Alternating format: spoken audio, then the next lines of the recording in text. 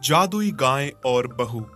ये कहानी रमा बहू की है। रमा एक अनाथ, बेसहारा और गरीब लड़की थी। विजय ने उसकी गरीबी देख के उससे शादी की थी। विजय बहुत ही भला और बड़े दिल वाला इंसान था। उसके दिल में हमेशा से गरीबों के लिए सहानुभूति रही है। विजय के परिवार में विधवा माँ और उसका छोटा भाई दीपक है। दीपक बड़ा ही निकम्मा और नशेड़ी है। उसका काम काज में बिल्कुल भी मन नहीं लगता। माँ ने भी उसे खूब सर पे चढ़ा रखा है। सारे काम का बोझ विजय के सर पर ही है। उसने 2 गायें रखी हैं, जिनका दूध बेच के वो घर का खर्चा चलाता है। बहू, अरे ओ बहू, कहाँ मर गई है तू? जी माँ जी, आपने बुलाया? कब से मेरा दीपक घर आया है, तुझे इतनी तमीज नहीं है कि जब कोई घर आता है तो उससे चाय पानी पूछे? हाँ? अरे माँ, भाभी को भैया ने सर पे चढ़ा रखा है। काम में इनका मन ही नहीं लगता। जी माँ जी, मैं अभी पानी लेकर आती हूँ। माँ और दीपक की बातें विजय सुन लेता है कि वो रमा को बिना वजह सुना रहे हैं। माँ, आप क्यों रमा को हमेशा खरी खोटी सुनाती हो? पूरा दिन तो वो काम करती रहती है। आप बस इसी वजह से उसे सुनाती हो कि वो गरीब घर से आई है। अब तो उसे अपना लीजिए माँ।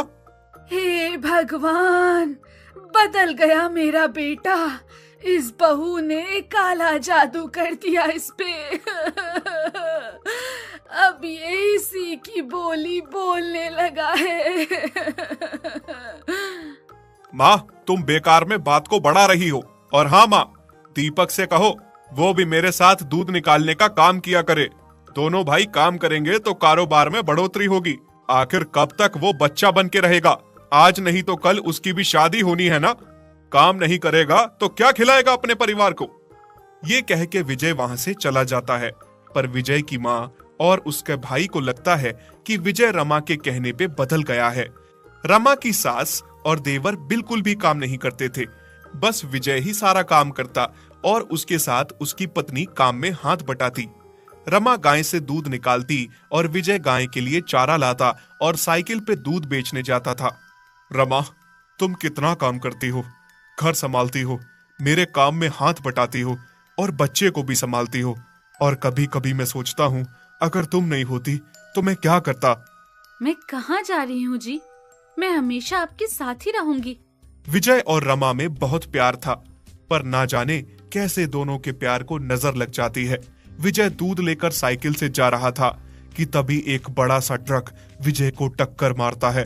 विजय जाके बहुत गहरी खाई में गिरता है, जिससे उसकी मौत हो जाती है। अब गरीब रमा पे तो दुखों का पहाड़ टूट पड़ा था। एक ही सहारा उसके पति का था, वो भी भगवान ने उससे छीन लिया था। विजय, मैं कैसे जीऊंगी आपके बिना? आप ही तो मेरा एक सहारा थे। मैं कैसे जीऊंगी आपके बिना? और आपके बच्चे का क्या होगा?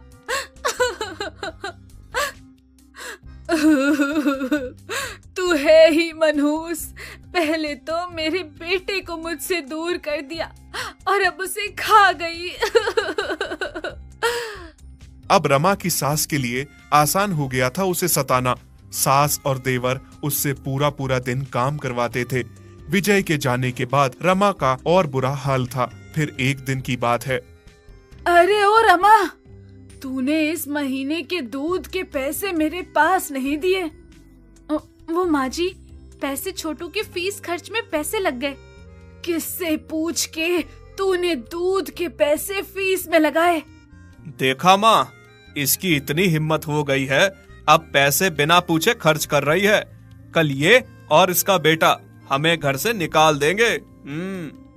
सही कह रहा है बेटा तू, पर अब तू चिंता ना कर, मैं बात को वहां तक नहीं पहुंचने दूंगी। अब इसको इस घर से निकालना पड़ेगा। माँ जी, आप ये क्या कह रही हैं? मैं कहाँ जाऊंगी? इस घर के अलावा अब मेरा कोई ठिकाना नहीं है। ये मेरे पति का घर है। इतने छोटे बच्चों को लेकर मैं कहाँ जाऊंगी? और एक बार दूध के पैसे ले लिए तो क्या हो गया? ये गाय मेरे पति ने खरीदी थी। अच्छा, तेरी इतनी हिम्मत कि तू जुबान लड़ाए। बहुत बड़ी गलती हो गई मुझसे। तुम्हें पहले ही घर से निकाल देना चाहिए था। रमा की सास और देवर रमा और उसके बच्चे को बेरहमी से घर से निकाल देते हैं। रमा बेचारी दर दर भटकती हुई एक मंदिर में आके बैठ जाती है। मंदिर में वो बहुत रोती है। भगवान जी, मैंने क्या कसूर किया है जो तू मुझे जीवन में इतनी बड़ी बड़ी सजा देते आया है। पहले तो तूने मुझे अनाथ बनाया, पति का सहारा मिला तो उसे मुझसे छीन लिया, और आज मुझे घर से निकाल दिया गया। कहाँ जाऊं मैं? कैसे इस मासूम बच्चे को पालूं?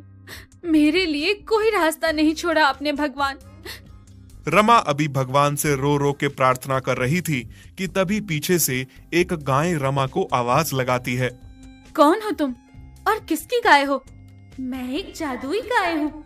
मुझे पता चला कि तुम दुखियारी गरीब हो, तुम्हें घर से निकाल दिया गया है, इसलिए मैं तुम्हारी मदद करने आई हूँ। तुम मेरा दूध निकालो और उसे निकाल के बेचना, जिससे तुम्हें पैसे आएंगे और तुम खुद को और अपने बच्चे को पाल सकती हो। ये सुनकर रमा बहुत खुश हो जाती है और उसी मंदिर के बाहर गाय के साथ रहने लगती है। फिर जैसे ही रमा गाय से दूध निकालने जाती है तो गाय बहुत ही कम दूध देती है। अरे गाय, ये तो बहुत कम दूध है। क्या तुम इतना कम दूध देती हो? इतने से दूध से मैं क्या करूँगी?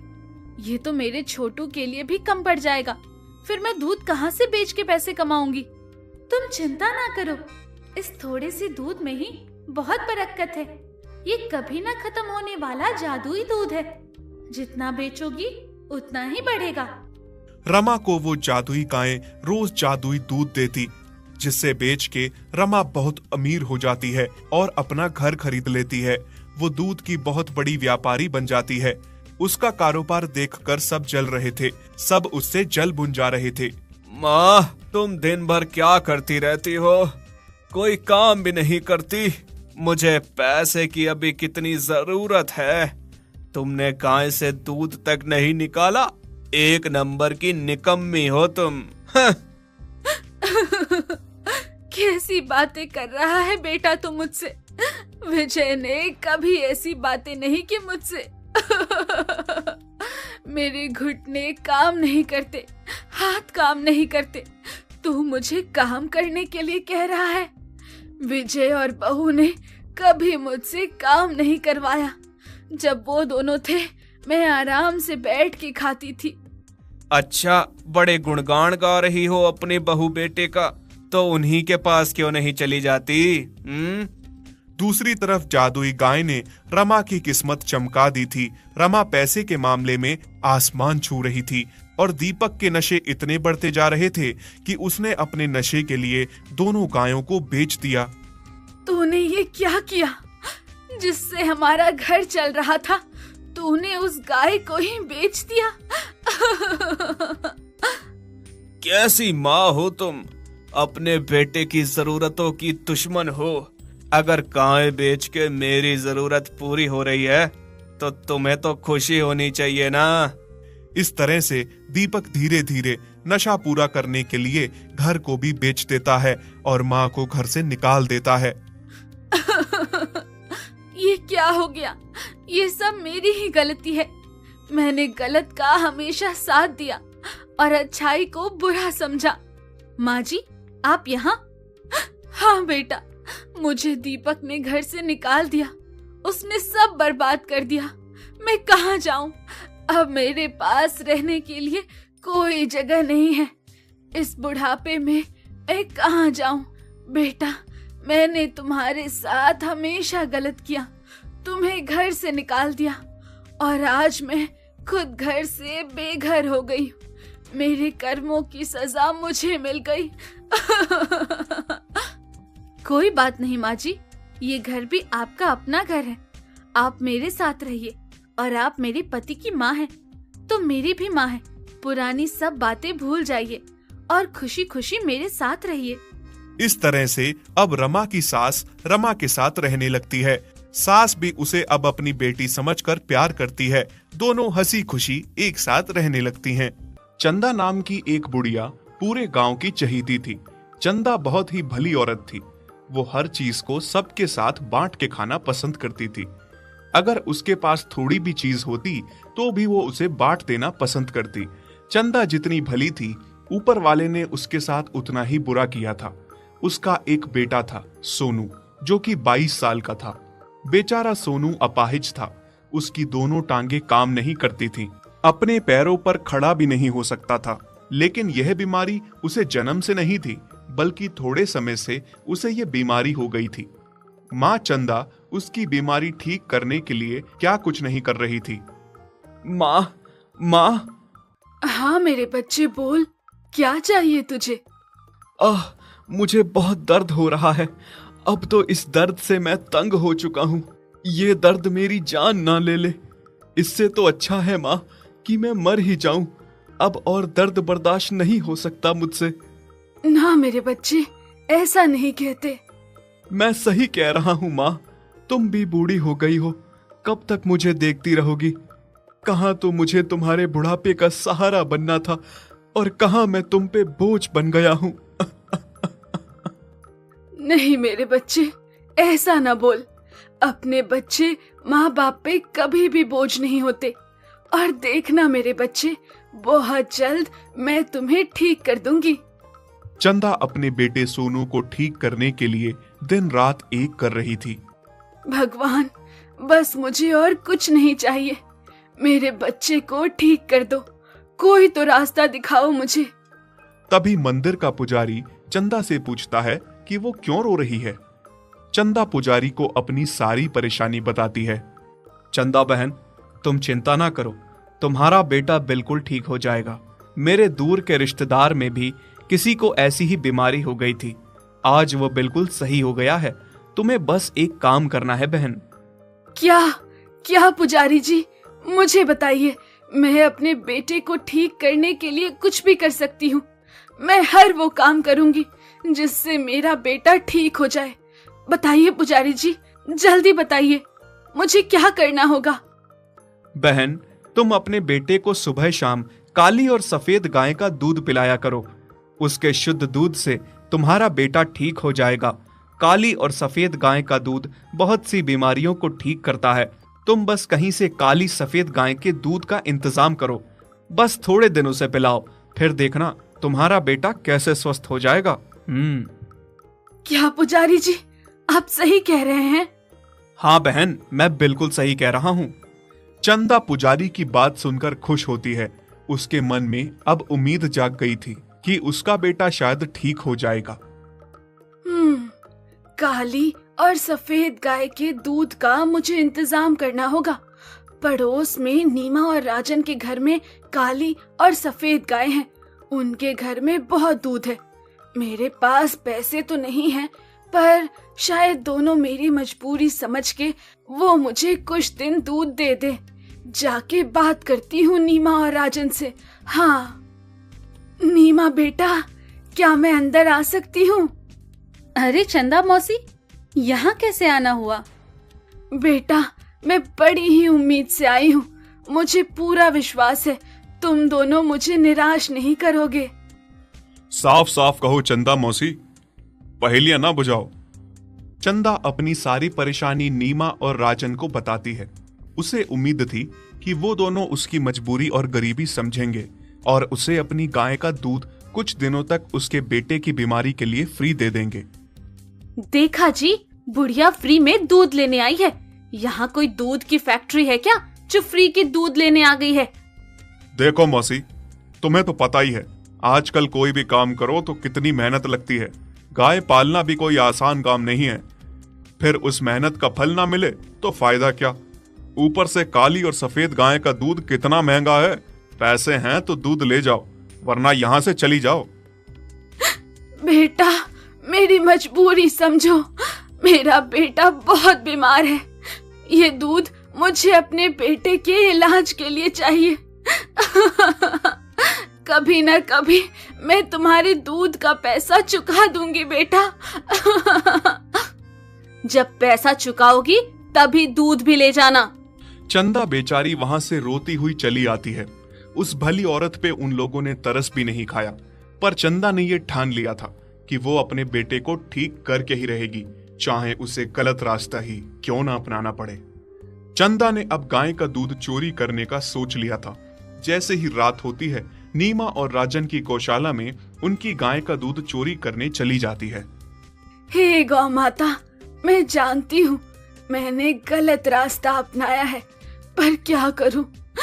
मुझे अपने बेटे को ठीक करने के लिए तुम्हारी दूध की सख्त जरूरत है।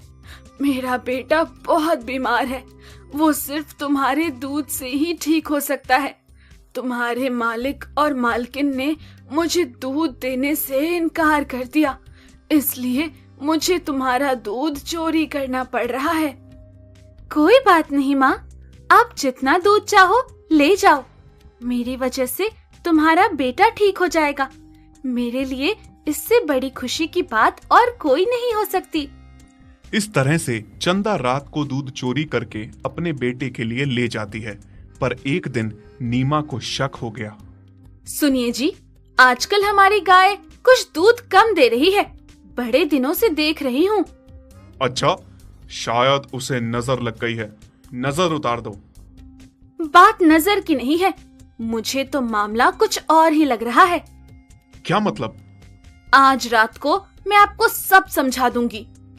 चंदा रात को जैसे ही चोरी चोरी दूध लेने आती है और वो सोचती है, बस थोड़े दिन और मुझे दूध चोरी करना होगा। जानती हूँ गलत कर रही हूँ, पर क्या करूँ? अपने बेटे के लिए ये सब करना पड़ रहा है।